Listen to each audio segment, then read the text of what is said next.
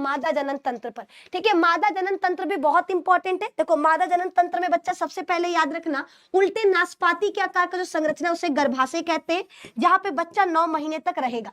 यहीं पर बच्चा क्या होता है, 9 महीने तक रहता है।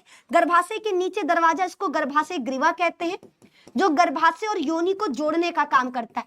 ठीक है, जो हमारा फीमेल रिप्रोडक्टिव सिस्टम है, मादा जनन तंत्र एक नलिका के द्वारा खुलता है बाहर की तरफ, उसे योनि कहते हैं। ठीक है, मादा जनन तंत्र बाहर की तरफ एक नलिका के द्वारा खुलता है जिसे योनि कहते हैं। क्या कहते हैं, योनि कहते हैं। फिर उसके बाद ये देखो, गर्भाशय के दोनों तरफ 10 से 12 सेंटीमीटर लंबी नलिका होती है। इस नलिका को फैलोपियन ट्यूब कहते हैं।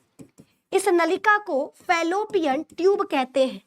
ठीक है, इसको कहते हैं अंडाशय, इसे कहते हैं अंडाशय, याद रखना। ठीक है, महिला में प्राथमिक अंग क्या कहलाता है, अंडाशय कहलाता है, जो अंडे का निर्माण करेगा और फीमेल सेक्स हार्मोन एस्ट्रोजन का स्त्रावण करेगा। 2 चीज याद रखिएगा। ठीक है, ये आपको याद रखना है। बोलो क्लियर है।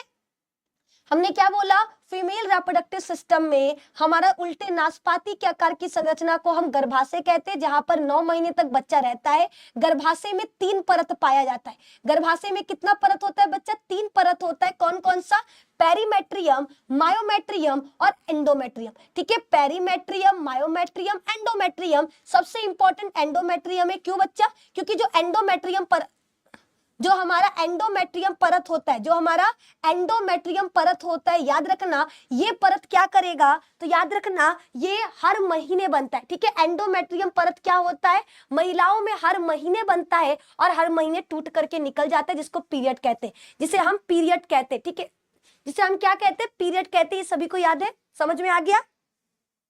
ठीक है, एंडोमेट्रियम परत महिलाओं में हर महीने बनता है और निषेचन न होने पर हर महीने टूट करके निकल जाता है, जिसे हम पीरियड्स का नाम देते हैं। ठीक है, यही परत टूटता है, यही परत बच्चा टूटता है हर महीने महिलाओं के शरीर में। ठीक है, चलिए आगे बढ़ते